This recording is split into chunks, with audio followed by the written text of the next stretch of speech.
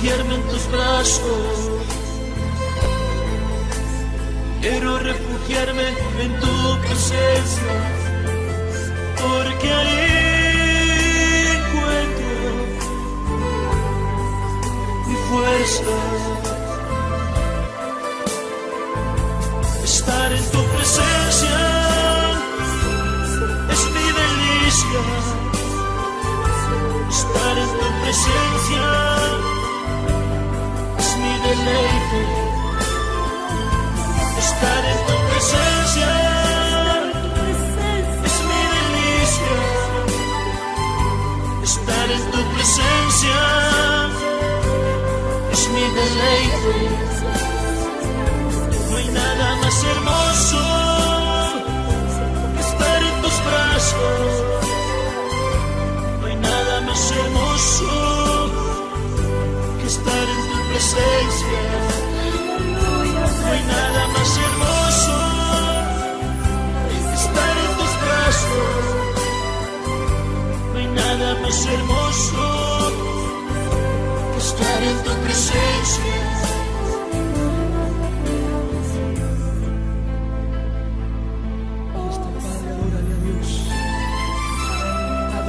Padre, está su presencia. ¿Dónde están los Juan Bautistas del día de hoy? Ese es el tema. ¿Dónde están los Juan Bautistas del día de hoy? Cuando estudiamos la Escritura tenemos personajes famosos en Hebreos capítulo 11. El salón de la fama de los héroes de la fe está en ese capítulo. Ahí encontramos historias como la de Abraham, historias como la de Moisés, personajes que marcan nuestra vida cuando los leemos. Jeremías, leemos el Antiguo Testamento y nos apasionamos leyendo la historia de David, de Daniel en la fosa de los leones. Y hay ciertos personajes que marcan tu vida y que tú admiras. Pero entre esa gama de personajes hay uno de ellos que ha impactado mi vida personalmente cuando estudio su biografía. Dentro de los hombres de Dios, unos se caracterizan por el fuego del Espíritu Santo como Elías. Otros profetas se caracterizan por su capacidad de llorar orando como Jeremías. Unos se caracterizan porque eran cantores como David. Otros se caracterizaron por ser estadistas proféticos como Daniel. Unos se caracterizaron por hacer proezas y milagros como Eliseo, cuyo manto de Elías queda en él y la unción de Dios en Eliseo permite que se abra el río Jordán. Esas historias nos embargan, pero hay un personaje que no hizo algún milagro. Hubo un personaje en la Escritura que no tenía la capacidad intelectual quizás de Daniel. Un personaje en la Escritura que quizás la Biblia no habla de que levantó a algún leproso o que devolvió la vista a algún ciego. Un personaje que en la época de Jesús no pertenecía a la escuela rabínica oficial de la época. No era fariseo, tampoco era saduceo, no compaginaba con los herodianos ni con ningún movimiento religioso de la época. Un personaje tosco, brusco y rústico para predicar. Una persona cuyo dedo índice señalaba al Mesías que venía, que con su ministerio logra preparar el terreno al Cristo glorioso que venía a predicar. Una persona que comía algo raro para la dieta de la época, se vestía semejante a Elías. No tuvo 500 años, no tuvo 10 años en el ministerio, no tuvo 30 años en el ministerio, no se ve algún don milagroso en él. Sin embargo, la historia de este profeta de Dios llamado Juan el Bautista ha impactado miles de vidas en la historia del cristianismo. Un hombre quizás que no tenía la preparación intelectual de un Saulo de Tarso, pero un hombre que no le tembló el pulso cuando tuvo que decirle a Herodes la corrupción que tenía viviendo con la mujer de su hermano. Un hombre que no le tembló el pulso para decirle a la gente: generación de víboras, ¿quién os ha enseñado a huir de la ira venidera? Oh hermanos, qué gloria. Un hombre que no tuvo 10 años predicando, pero en el corto tiempo que tuvo logró estremecer al infierno y al diablo y a los corruptos de la época. Alaba a Dios con libertad y con gozo, que reina para siempre. Gloria al nombre de Jesús. la pregunta inquietante es: ¿dónde están esos hombres? ¿Dónde están los Juan Bautistas del día de hoy? Algunos están en las iglesias formándose en el tiempo de Juan. Óyeme, se esperaba a lo mejor, los fariseos esperaban un doctor en letras. Los saduceos esperaban un maestro que les explicase los misterios de los ángeles, cuyas cosas ellos dudaban. Los herodianos y los políticos esperaban un mensaje suave en Juan. Sin embargo, los confrontó con su pecado, los confrontó con su realidad. ¿De dónde salió Juan? Los hombres de Dios salen del desierto de Dios, hermano, del lugar que nadie esperaba. De ahí salió Juan el Bautista. Y en el siglo en que estamos, la iglesia está atravesando el umbral de su historia. La iglesia está atravesando los capítulos finales. El libro de la historia de la iglesia está por culminarse. Pero antes de que se culmine esa historia con el rapto final, antes de que termine la historia de la iglesia, este mundo todavía está por ver el último capítulo. Porque Dios tiene hombres como Juan el Bautista y un remanente fiel que no se ha doblegado ante el pecado, ante el infierno y la corrupción que existe en el día de hoy. Religiosos y fanáticos persiguen a Juan. Si Juan existiera en el día de hoy, si Juan predicara en muchas iglesias, le cerraríamos las puertas a este ministerio. Yo veo algunas lecciones en este ministerio, algunas verdades que sobresalen en su vida. Porque si Dios escogió a este hombre porque vio algo en él, yo sé que el llamado es por gracia. Yo sé que Dios no te llama a ti por lo que tú eres, Dios te llama a ti por lo que tú serás. Dios no llamó a Pedro por lo que era, Dios no llamó a nadie por lo que es. Él te llamó con tus defectos, porque Dios trabaja con un proyecto. Tú eres un proyecto de Dios, y el proyecto de Dios es conformarte a la imagen de su Hijo, porque el que comenzó la buena obra la va a perfeccionar hasta el día de Jesucristo. Levante conmigo su mano al cielo, dígalo conmigo. Diga: somos un proyecto de Dios. Somos el plan de Dios revelado, el misterio de Dios de unir la iglesia, de unir gentiles y judíos en un cuerpo. Y Dios no nos llama por lo que somos, pero hay ciertas características que Dios observó en Juan. Su llamado fue por gracia, pero ese hombre, Dios, la providencia forjó en él un carácter que es digno de ser recomendado y recordado. Número uno, cuando yo analizo el mensaje que este hombre predicaba, los predicadores nos quedamos pequeños. No hay maestro en el salón de la fama de los siglos pasados, de los predicadores que movieron masas. No hay exégetas ni eruditos bíblicos que puedan alguna vez repudiar la reputación y el contenido tan claro del mensaje de Juan. No predicaba ambigüedades. Juan no predicaba tonterías. Juan, si existiera hoy, no se pararía en este púlpito como un bufón para que la gente se empiece a reír. Juan no sería amigo de las risas públicas. Si Juan existiera hoy y se para a predicar en un altar, muchos le cerraríamos las puertas y dejaríamos el polvo en las bancas, porque no nos gustaría el tono como este hombre predicaría. Pero hermanos, el mensaje de este hombre, un mensaje radical. La palabra radical viene del texto original, que significa raíz. Un mensaje radical es aquel que predica la raíz del problema. Un mensaje radical ataca la raíz del problema. Y Juan no fue con filosofías.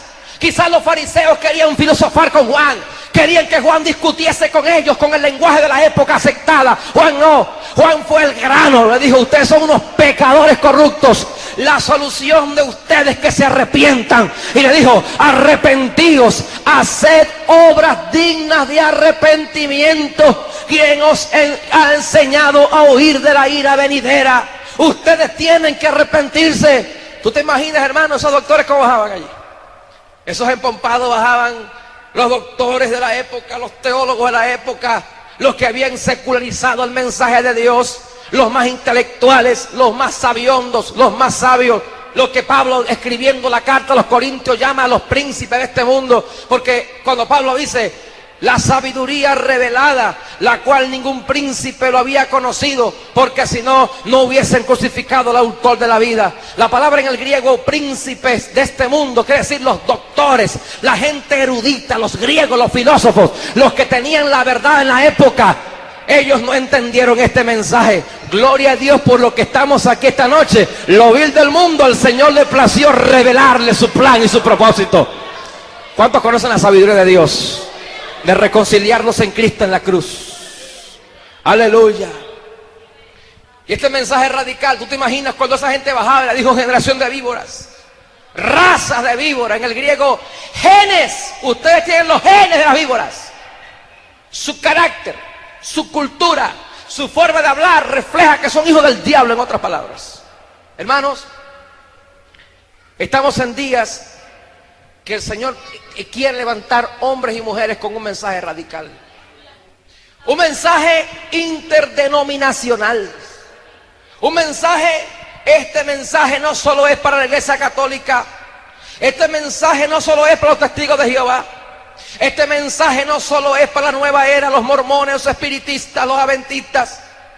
Este mensaje también tiene que predicarse en la iglesia contemporánea, porque así como hubo en el tiempo de Juan religiosos que le persiguieron, la iglesia está debatiéndose en varios extremos en el día final.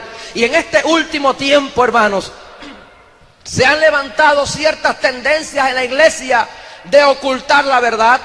Ya no se puede decir pecado, ahora se tiene que decir defectos del carácter. Hemos cambiado rótulos. Ahora no se puede decir el infierno, ahora hay que decir el lugar de tormentos.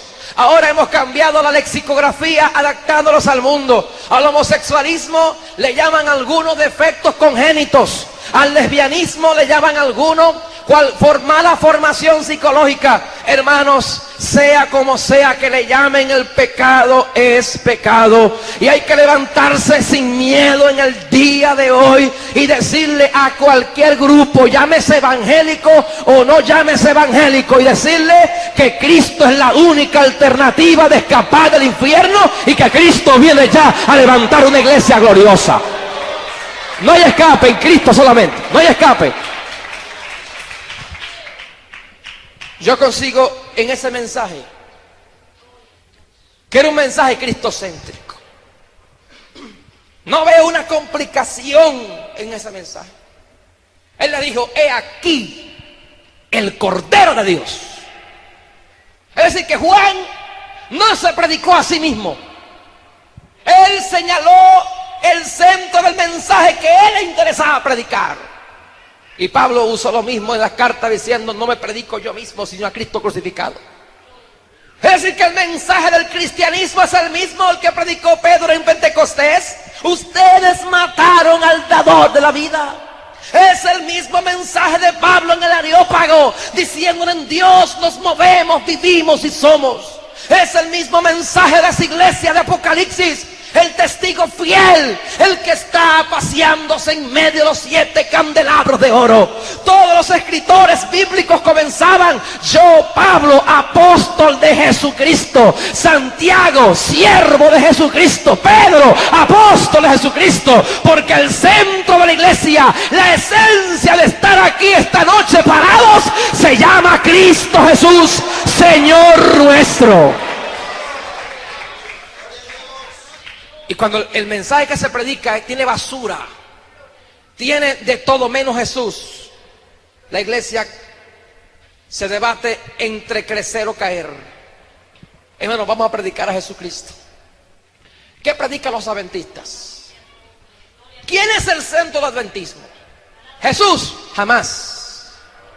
Los escritos de Elena G. de White. ¿Quién es el centro y el fundamento de los mormones? ¿Será Jesús? No. José Smith.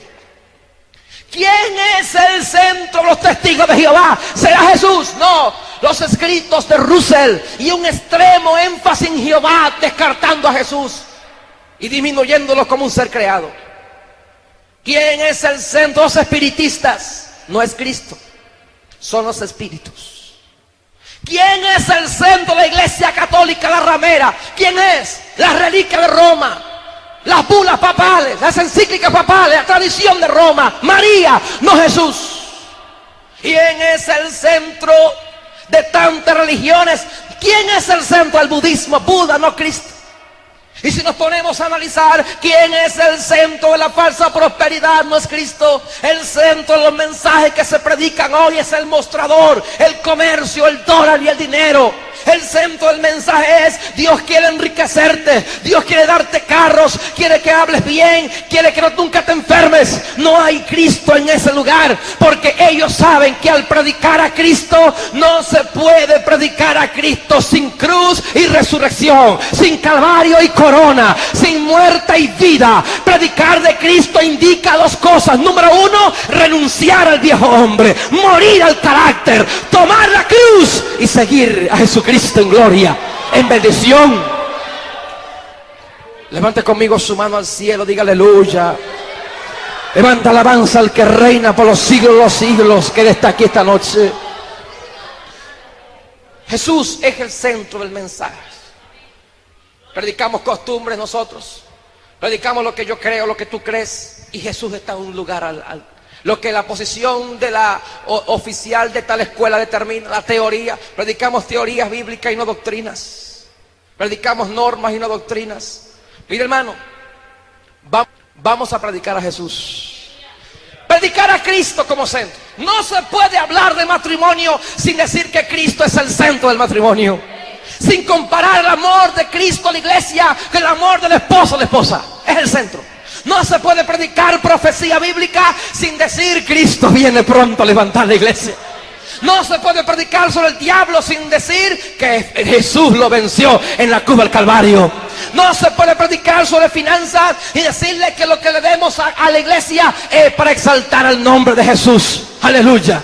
No se puede predicar de oración sin decir que la oración es en el nombre de Jesús. Es decir, que Cristo se encuentra en todas partes, entrelazado. Donde quiera que usted lea el Génesis, el Éxodo, donde quiera que tú leas los Salmos, vas a conseguirte a Jesús por todas partes. En la Biblia Él es el león de la tribu de Judá. Él es la estrella resplandeciente de David. Él es el Hijo del Hombre. Él es el Hijo de Dios. Él es el Alfa y el Omega, el primero y el postrero, el que es, el que era, el que será, el que ha de venir, el todopoderoso Dios. Él es el príncipe de paz. Él es Padre fuerte. Él es Dios fuerte. Él es Padre eterno. Él es el Mesías. Él es Emmanuel. Él es el gran Shaddai. Él es Jehová Jireh, Jehová el proveedor. Él es el príncipe del ejército de Jehová. Él es varón de guerra. Él es Cristo. La Biblia está señalada sobre Jesús. Hermanos, ¿qué pensaba Dios antes de que todo fuera creado? ¿Qué pensaba Dios antes de crear ángeles? ¿Qué pensaba Dios antes de crear la historia, el mundo, Israel, la iglesia, el planeta, el cosmos, estrellas, espacio, cielo, tierra, materia, lo que sea? ¿Qué pensaba Dios? Algunos dicen pensaba en nosotros. No, antes de pensar en ti, ¿qué pensaba Dios? Pensaba en crear. ¿Qué pensaba antes de pensar en crear? Pensaba en Israel. ¿Qué pensaba antes de pensar en Israel? Pensaba hacer ángeles. ¿Qué pensaba antes de pensar de hacer ángeles? El pensamiento eterno está en Juan 1:1. En el principio era el verbo, y el verbo era con Dios, y el verbo era Dios. ¿Qué es el verbo? El pensamiento, el logos, la palabra. Óyeme, Jesús es la palabra. Jesús es la expresión. Jesús es el pensamiento. El pensamiento eterno de Dios ha sido su Hijo. Pensando en Cristo, pensó en mí. En Él fuimos todos creados, por Él y para Él. Él es el modelo de la creación del hombre. Él es la imagen del Dios invisible. Vamos a predicar a Cristo. ¿Cuántos dicen amén por eso? Jesús es el centro. Y Juan descubrió eso. Digo, he aquí el Cordero de Dios que quita. La palabra quita, airo, significa el que radica, el que lleva, el que carga el pecado por nosotros. Hermanos, yo estoy apasionado con este mensaje. Yo siento una unción fresca aquí.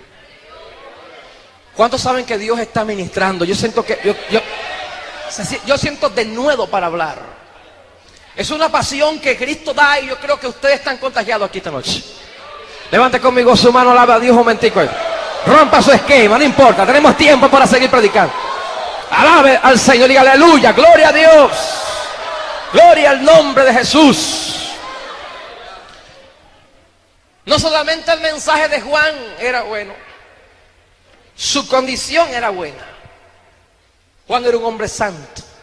En segundo lugar, la santidad de Dios estaba en ese hombre. Fíjate que Juan 5:35 dice: Él era antorcha que ardía y brillaba, y vosotros quisiste regocijaros un tiempo con su luz. La metáfora ahí, antorcha, significa que luz, es decir, que es testimonio. En Juan ardía la unción de Dios y la santidad de Dios irradiaba en su carácter.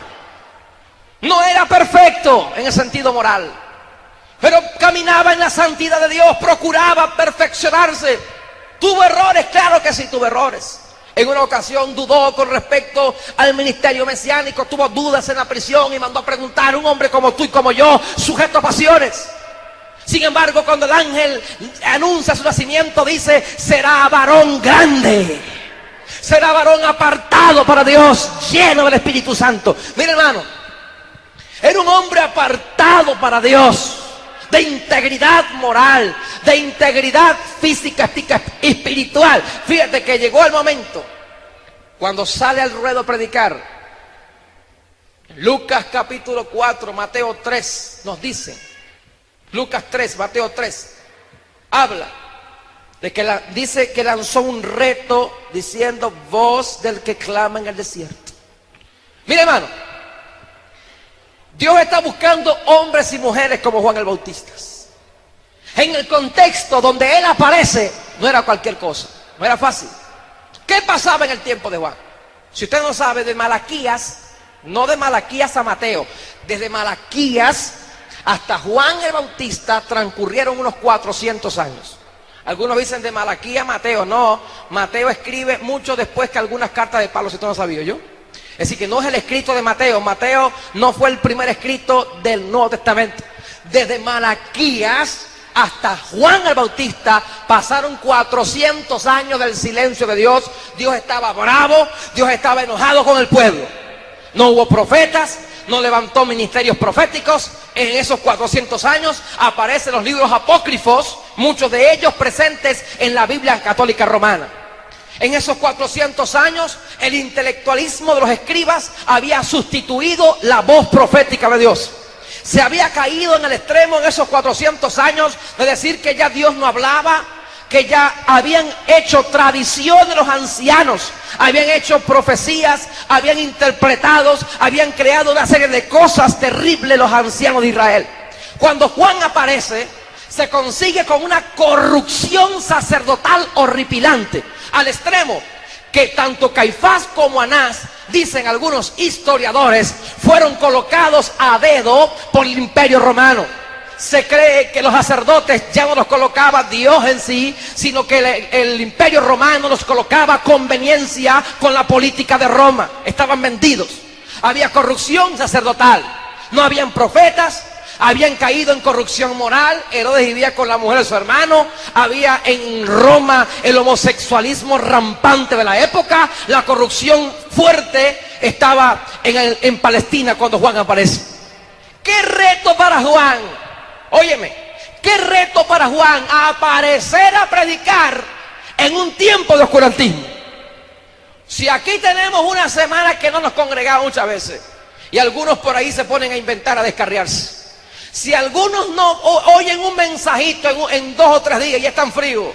Si algunos hermanos en el día de hoy, con la presión que tienen, se descarrían y caen en adulterio, ¿qué sería la presión satánica en el tiempo de Juan, donde la corrupción era universal? No había voz profética y Dios tuvo que levantar a ese hombre con una trompeta diciendo: ya el tiempo se cumplió, se acabó este asunto, ya llegó el tiempo en que Cristo viene a hacer un ministerio grande. Y Juan comenzó a predicar su mensaje de arrepentimiento, hermano. ¡Qué reto para ese hombre! predicarle a una generación mala, corrupta, sumergida en el pecado. ¿Cree usted que no estamos en tiempos parecidos? Digo yo. ¿Cree usted que no estamos en tiempos terribles? ¿Cree usted, hermanos, que la iglesia del Señor no está atravesando crisis a nivel mundial? ¿Cree usted que el mundo en que estamos no está corrompido? La televisión no se aguanta, la violencia no se aguanta, jóvenes que matan por comprar un par de zapatos o por comerse un perro caliente. Cuando vemos lo que está pasando en el día de hoy, ministros que se han vendido con la falsa prosperidad. Cuando vemos lo que está pasando en el día de hoy, cristianos que antes predicaban con poder, que antes predicaban con unción, están desviados, corrompidos. Iglesias que una vez saltaron en el Espíritu, iglesias que una vez estaban en la unción de Dios, se han desviado y han perdido la visión y la unción del Espíritu Santo. Hermanos, en Ciudad Bolívar, yo estuve predicando en Oriente y me cuentan y me ratifican que hay una iglesia en Ciudad Bolívar que se llama la Iglesia del Patriarcado, donde el pastor predica que se puede tener varias mujeres, porque Abraham, Isaac, David y los patriarcas tenían varias mujeres, que no es pecado porque Salomón tenía varias esposas. Eso está predicándose en Venezuela, en Oriente. Cuando lo que yo vi por televisión, una iglesia que se llama la Iglesia de las Otras Ovejas de Jesucristo, donde la pastora de la iglesia lesbiana en Puerto Rico, se llama Iglesia de las Otras Ovejas de Jesucristo, que son puras mujeres, pertenecía a una iglesia de sana doctrina, una iglesia pentecostal. Se enamoró de la que tocaba el teclado y Dios les dijo que se casaran y formaron un matrimonio, ambas mujeres, y hoy están pastoreando una iglesia de lesbianas, de mujeres con mujeres. Una iglesia que yo ratifiqué esto preguntando, que se llama la Iglesia Pentecostal Gay. Y tantas tendencias que hay entre nosotros, la falsa prosperidad. Es decir, que la iglesia está siendo sacudida por falsas doctrinas. Estamos siendo sacudidos por inmorales que han agarrado la libertad por libertinaje. Hoy en día, hermano, es horrible ver el libertinaje que hay en muchas congregaciones. Los extremos son malos, pero óyeme, ¿cómo ve usted personas que andan con sus cuerpos exhibiéndolo al desnudo públicamente? Hoy en día hay personas que una vez dijeron que Dios trató con ellos, que le quitó esto y le quitó lo otro, y hoy han retrocedido y se han transformado, que ya no las conocemos y ya no los conocemos. Hermanos, entiéndase bien claro, el reloj de Dios de los últimos tiempos está sonando en esta noche, en esta iglesia. De un momento a otro, hermanos, la trompeta que estamos esperando se va a oír entre nosotros. De un momento a otro el cielo tendrá que enrollarse como un pergamino. De un momento a otro se cumplirá la esperanza bienaventurada, que en esta esperanza nos purificamos. De un momento a otro se va a acabar la guerra que tenemos. Es tiempo de buscar a Dios, iglesia. Vamos a soportar las tentaciones, vamos a aguantar las pruebas. Basta, iglesia, no retroceda, avance con Jesucristo. Usted que me está escuchando, varón de Dios y mujer de Dios, que la lucha te tiene temblando en tu matrimonio, en tu hogar, que estás a punto de irte del Señor e irte de la iglesia, aguanta un poquito más la guerra, aguanta un poquito más, porque de un momento a otro el que ha de venir vendrá y no tardará. Gloria al nombre de Cristo. Si Cristo no viene en el momento que Él ha señalado, la iglesia se corrompería totalmente. Hay una hora específica que yo no conozco. Jesús dijo, ni los ángeles conocen. En la hora precisa el Señor vendrá a levantar la novia. Y si el Señor tardare una hora más de la hora que Él ha señalado, la iglesia se corrompería. Pero hermanos amados, tenemos al Espíritu Santo de Dios que está con nosotros. Y mientras tengamos las arras de nuestra herencia y tengamos al Espíritu Santo en nuestro corazón, algo nos dice, aguanta un poquito más, viejo, aguanta un poquito más. ¿A cuánto le ha pasado eso que estamos orando y nos dice por dentro el Señor, aguántate un poquito más, no temas, yo estoy contigo? Y el diablo se levanta y hay inflación en el país, problema económico, enfermedad por un lado, el diablo te ataca por los hijos, por el matrimonio, te ataca por los vecinos y te sientes fluctuar y te sientes caer, te desanima. desanima, te sientes mal cuando ves que alguien se descarría, cuando ves el pastor que tú tanto admirabas que se fue con otra falsa doctrina o cayó en adulterio o se desvió de la iglesia, te sientes mal, pero algo te dice en el corazón: aguanta, clama a mí, yo te responderé. No tengas temor, no tengas temor, no tengas temor. ¡Aleluya! Levante conmigo su mano al cielo, dígale gloria al nombre de Jesús. ¡Aleluya! Encontramos ese ministerio presente allí. Y por último, este hombre era un hombre sencillo y humilde. Era un hombre tan sencillo y un hombre tan humilde que dijo: yo no soy digno de desatar la correa del calzado, el que viene detrás de mí es antes que yo. Eso es humildad, ¿no? ¿Tú sabes lo que es tener un grupo de seguidores como tenía Juan? ¿Tú sabes lo que es, hermano, que tú sepas que tú estabas profetizado con tu nombre o con tu vida en las escrituras sagradas de hace siglos atrás? Dime una cosa, Juan sabía que Isaías habló de él, dígame sí o no. Dígame. Juan sabía que él era el hombre que Isaías había profetizado. No se enseñoreó, no se enorgulleció. Oh, yo soy el mero, yo estoy en Isaías, estoy en Malaquías. Mira que hasta Malaquías habló de Juan el Bautista, que vendría un mensajero, que vendría alguien preparando el camino. Y Juan no dijo: yo soy el escogido. A mí Jesucristo no me quita el coroto, a mí Jesucristo no me lleva, mis discípulos son míos, yo me los he ganado. Tiene que competir conmigo a ver quién tiene más unción, a ver quién tiene más llamado, quién tiene más ministerio. Mira, Juan no tenía competencia, hermano. Él dijo: es necesario que él crezca y que yo mengüe. En otras palabras, el hombre de Dios abre paso para que otro avance. El hombre de Dios es humilde, se goza cuando alguien canta mejor que él, se goza cuando Dios usa a alguien más que él. O se pone a pelear como un estúpido. Hermano, yo canto mejor que tú, yo predico mejor que tú.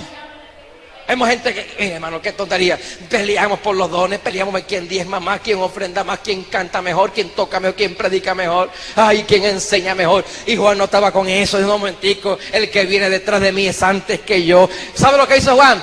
Mire, todo hombre de Dios reconoce la preexistencia de Cristo. Juan reconoció la preexistencia del Verbo cuando dijo: es antes que yo. Eso es humildad.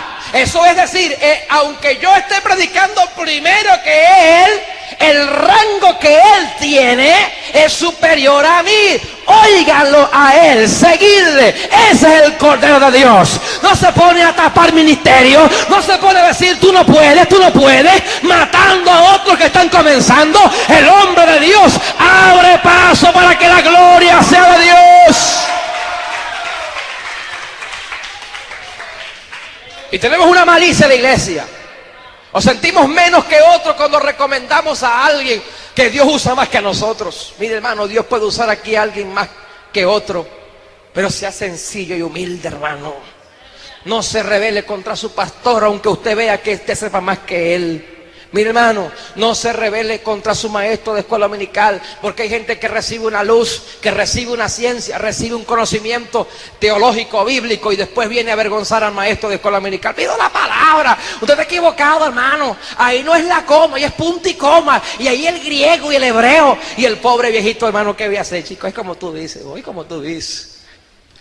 Y en vez de convertirse en una edificación, te conviertes en un necio, te conviertes en un orgulloso. Cállate la boca. Pablo decía: el que se crea saber algo, hágase como que no sabe nada. Eso es humildad. Esto dijo, la Biblia dice: haya pues en vosotros este sentir que hubo en Cristo Jesús, el cual siendo en forma de Dios, no estimó ser igual a Dios como cosa que aferrarse. En otras palabras, si tú eres maestro, siéntate a escuchar, porque quizás ese campesino que no tiene tu oratoria, tu capacidad, filtra, echa a un lado lo que tú consideras que dijo, por ejemplo, Carota y es Caraota, o dijo que dijo Ancina es y así es, dijo cualquier tontería que fue, pero entiende que lo que él quiere decir es lo que Dios le está diciendo y más nada, hermanos. Fíltralo. Hermano, así no es, o yo. Así es, no Ancina, no, así es. O sea, pierden un tiempo allí. Mire, hermano, sea sencillo. Hay maestros que no escuchan a nadie. Hay pastores que no oyen a nadie predicando. Hay evangelistas que están en un lugar y no respaldan porque se sienten menos cuando otro predica.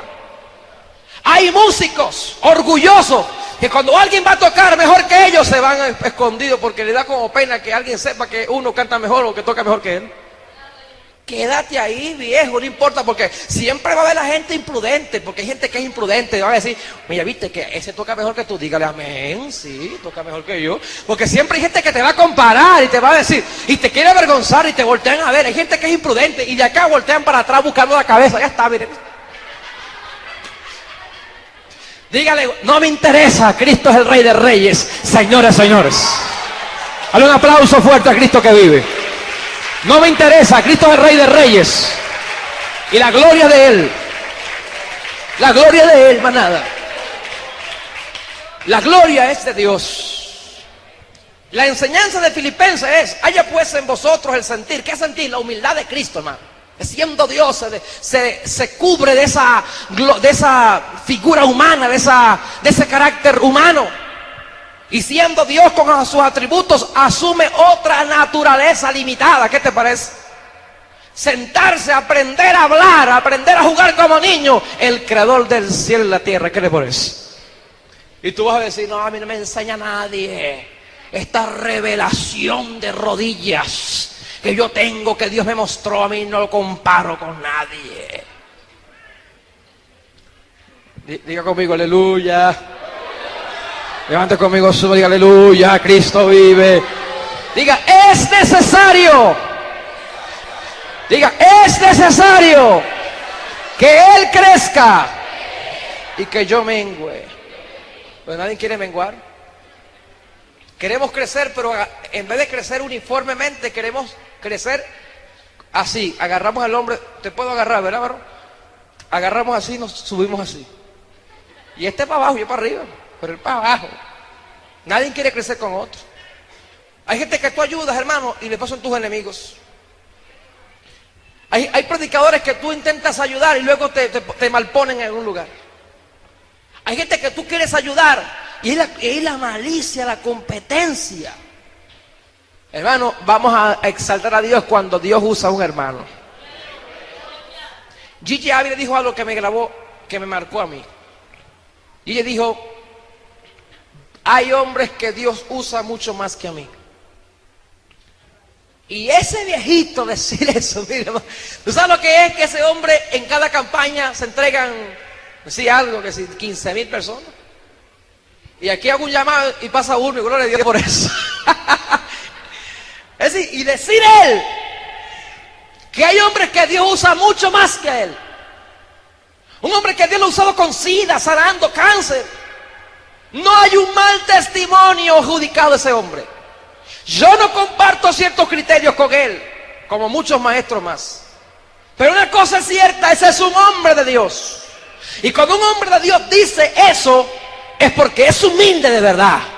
Porque alguien que no tiene nada dice, hay gente que Dios usa más que... Claro, por supuesto, tú no tienes nada, pero alguien que tenga, porque humillación no es no tener y decir que no se tiene. Humillación es teniendo, sabiendo, poseyendo, entendiendo y asumir una actitud de renuncia a eso por amor al reino de Dios y por amor a mi hermano que te escuchan. ¿Cuántos me están entendiendo, hermano? ¿Seguro? Humildad no es, hermano, decir, no, yo me gano 20,000 bolívares semana y soy humilde. ¿Sabes qué es humildad? Que tú seas igual teniendo o no teniendo. Que tú puedas decir, teniendo bastante, yo le hablo a todo el mundo. En mi casa come todo el... Eso sí es humildad, hermano. Pero yo soy humilde. Cuando se gradúa no habla con nadie. Y sabe una cosa, grábate esto. Tú eres humilde hasta el día que digas que eres humilde. No se me copió. Cópieme.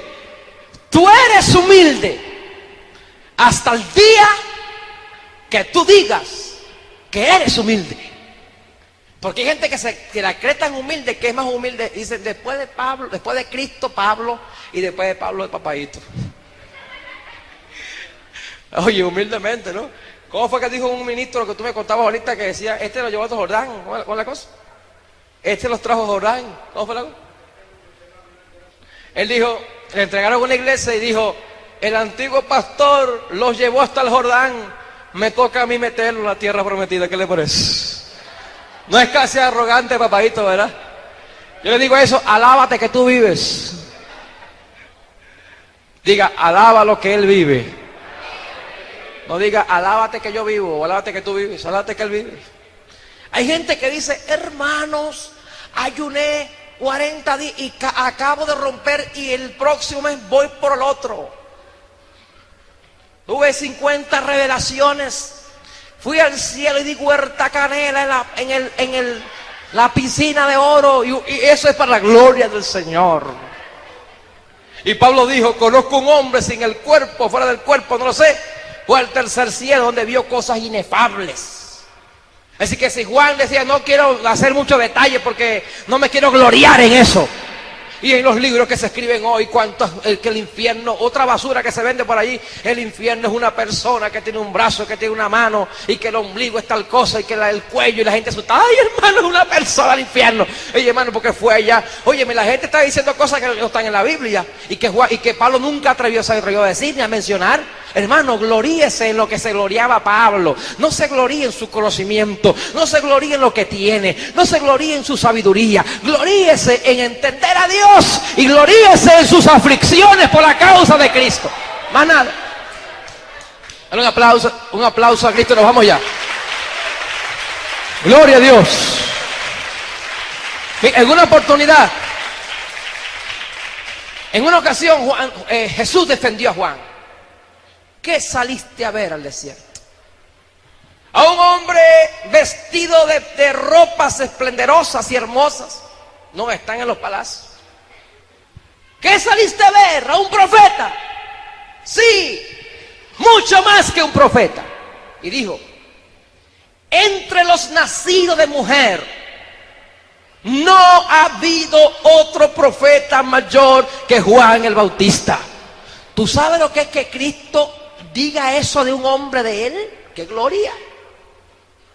Porque la grandeza de Juan no estaba en lo que él conocía, no estaba en los años ministeriales, tenía poco tiempo. Algunos creen que fueron 5 o 6 meses, otro un año, año y medio. Nunca hizo milagros. ¿Dónde están los leprosos? Los muertos que levantó no están en la Biblia. Su grandeza está en saberse humillar en la presencia de Dios. Hermano, cuando tú te humillas, el Señor te exalta. Juan se humilló y Cristo salió en su defensa y dijo, entre los nacidos de mujer no ha habido otro profeta mayor que Juan el Bautista. Cuando tú te callas la boca y te dejas de pelear tanto y de defenderte tanto y de buscar que te entiendan y buscar tu justicia y hacer juicio tú, el Señor te deja solito. Pero el día que te humille en la persecución, cuando tus enemigos te persiguen, cállate la boca y espera en Jehová y Él hará. Y Cristo saldrá por ti igual que lo hizo por Juan. Él defendió a Juan. ¿Crees tú que no puede defenderte a ti esta noche? ¿Cuántos creen que el Señor puede defendernos también a nosotros? ¿Cuántos creen que el mismo Dios de Juan el Bautista está con nosotros también aquí? ¿Cuántos creen que el mismo que usó ese profeta también te puede usar a ti, hermanos? Que la misma unción que estuvo en la iglesia primitiva, el fuego de Dios que cayó en Pentecostés, que estuvo en la iglesia posapostólica, en la Reforma, en el movimiento pentecostal moderno, ese fuego está a disposición de cada quien que busque la presencia de Dios. Póngase de pie, por favor.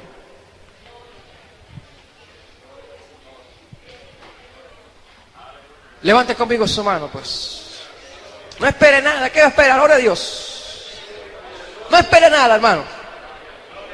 Que lo que Dios quería traer, lo trajo ya. Esa es la predicación de la palabra. Oiga el mensaje de Dios. Ahí está la predicación.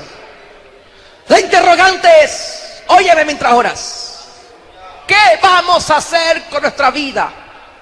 ¿Seguiremos en la indiferencia en que estamos? ¿Un ministerio raquítico? ¿Una vida cristiana mediocre? ¿Una vida cristiana jorobada, enana, pigmea? ¿Una vida cristiana infructífera, inmadura? ¿Una vida cristiana derrotista y derrotada? ¿Qué vamos a hacer? ¿Nos metemos con Cristo en la candela o la candela del diablo nos va a quemar? ¿Qué prefiere usted, el fuego de Dios o el fuego del diablo? ¿Qué agarra usted, hermanitos? Yo me quedo con el fuego de Dios. Levante conmigo su mano y reflexione. Vamos a orar con gozo, con libertad. Suelta el resto, hermano. Suelta el resto esta noche, suelta el resto, entréguese a Dios, habla en lenguas en el nombre de Jesús, busca la unción de Dios, alábalo con libertad que Él reina, alábalo con libertad que Él vive. Vamos a ser mejores cristianos, vamos a predicar la palabra del Señor, vamos a mejorar, hermanos amados. Oh, cámara masayama. Y arranda la masía, oh, se cananaman. Y saicando la man y sana la mahara sayamo o rana malahasi alo marahana se kamayama. Gloria sea Jesús, gloria sea Jesús.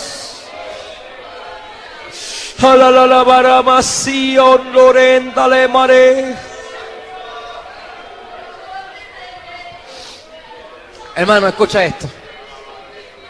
Ora en silencio y óyeme. A través del Espíritu Santo viene a mi espíritu, viene a mi mente una visión, una imagen, hermanos, de un río revuelto y crecido. Un río que está arrastrando personas, cristianos.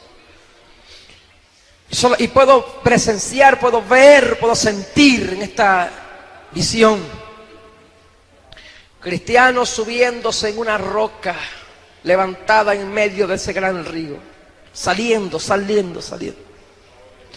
Alamarracasía Mohamandi. Así dice el Espíritu Santo a la iglesia. Vienen confusiones doctrinarias, vienen confusiones. Ríos revueltos arrastrarán el lodo, arrastrará ministros, arrastrará creyentes que se apartarán. Aún viene un tiempo peligroso, dice Dios. Arracanda la masica. Pero en los concilios, en las federaciones, en la iglesia, así dice el Espíritu Santo. Arraquianda la vasalla. Yo he de mantener, yo he de sacar, yo he de mantener firme y vivo aquel que busque mi rostro. Arraquiando la majaseama. Así dice Dios. No se corrompa mi pueblo, no se corrompan mis ministros, no se corrompa la iglesia. Arquenda la masicalaya. Yo soy la roca de escape, yo soy la roca de refugio. Saikamaya. Hermanos, juzgue usted. Pero así dice Dios, mire, viene una sacudida de mata a nivel nacional. Oh, así cándole, man. No quiero ser yo, hermano, parte de esos frutos podridos cayendo. No quiera ser usted parte de aquellos que serán podados, que serán cortados. Viene depuración a la iglesia en Venezuela. Viene una limpieza de altares. Viene una limpieza ministerial. Viene una limpieza espiritual a nivel nacional. Oh, Socalamandale. Pecados ocultos van a salir al relieve como nunca antes. Gente enferma vendrán a la iglesia. Personas enfermas y muertas por causa de su pecado. Oh Rey Kinda la Marasea Mayama. Dios va a actuar soberanamente en las iglesias. Así dice el Señor de la mies va a limpiar su pueblo. Levante conmigo su mano y a ver que vive para siempre. Huyamos de la fornicación, huyamos de la idolatría, huyamos del pecado, huyamos de la corrupción moral, huyamos de la corrupción fraternal. Vamos a unirnos como pueblo, hermano. Deja la división con tu hermano, deja la contienda con el líder, deja de fraguar división, deja de fraguar guerrilla espiritual en la iglesia, deja de fraguar confusión profética, deja de fraguar división con tu lengua. Vamos a unirnos como un solo pueblo, hermano. Vamos a soltar las diferencias del pecado y vamos a unirnos como un gigante en la fe. Si Cristo viniera esta noche, ¿cuánto estaríamos en ese traslado? Yo quiero que tú pienses en esto. Si la trompeta sonara ahorita mismo, si la trompeta sonara ahora mismo, si ahora la trompeta sonara, ¿cuántos subiríamos al encuentro con el amado? ¿Cuántos subiríamos al encuentro con el esposo? Aquel que invirtió su sangre para limpiarte a ti y a mí. Aquel que invirtió su sangre para lavar la iglesia y purificarla. Aquel que se entregó a sí mismo por ti. ¿Cuánto estaríamos de pie en ese día? No, hermano. Es tiempo de enseriarse con el Evangelio. Es tiempo de enseriarse con Cristo. Soltar la religiosidad, soltar la apariencia y de subir al monte de Dios. Dele gracias a Dios por esta noche. Dele gracias a Dios por esta noche. Dele gracias a Dios, aleluya. Gracias, Señor, porque tú vives. Gracias, Señor, porque tú reinas para siempre. Amén, Señor.